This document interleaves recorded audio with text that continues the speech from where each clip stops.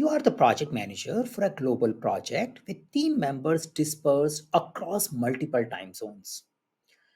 Ensuring effective communication and collaboration is crucial. What should be your first step to accommodate virtual team interactions effectively?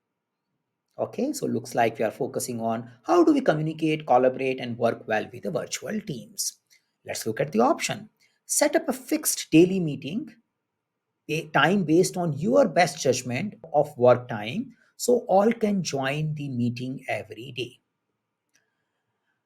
Not that bad idea, but it has a little problem or a little smell because it is not focusing on consultative leadership style. It is focusing on directive leadership style. I will tell what to do.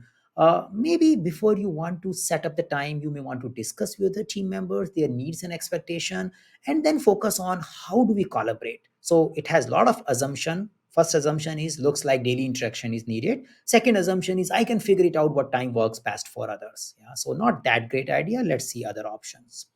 Option B, rotate meeting time to equally distribute the inconvenience among all team members.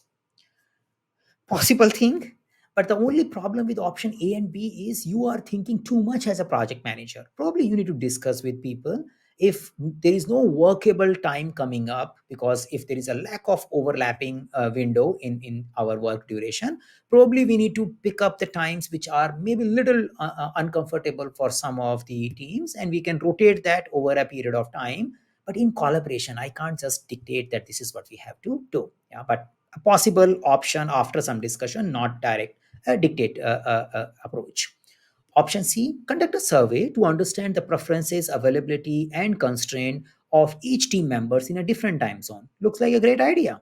It also fits into our approach of acknowledge, analyze, and act. We are analyzing the whole need of communication and what are the people's preferences. Now, here the survey is used for capturing that. We can have other alternate media also. But as of now, available three options. The only one option talks about let me understand what people want, and looks like out of these three, C looks great because we are focusing on understanding the communication need of our virtual team members. Option D, use asynchronous communication tool like group chat and wikis to avoid scheduling issues.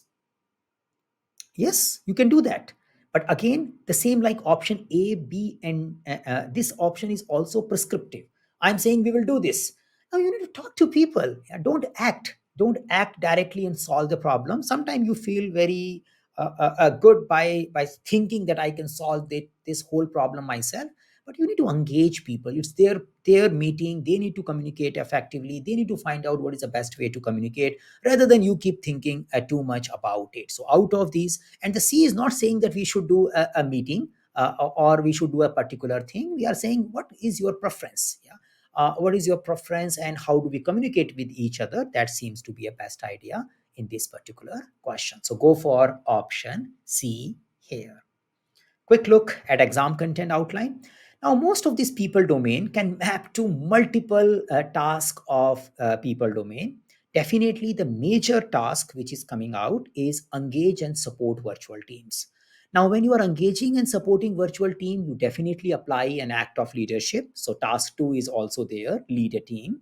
And this whole process is about communication. So, process of communication, manage communication, task two also become quite visible here. But the prominent one is supporting and working with the virtual teams. Topic covered, basically working with the virtual team using tools like team charter, working agreement, ground rules. So all these agree. This is a process of creating a working agreement or a ground rule for our communication. So we can use those tools as a further extension of this particular activity. And overall, this helps us in managing our communication. We are finding out when to do asynchronous communication, when to do synchronous communication, and at what frequency we should do a communication. So these are the kind of topics which are in the context of this question are relevant. So work, acknowledge, analyze, and then only act, and understand the needs of your virtual teams before you recommend something to them.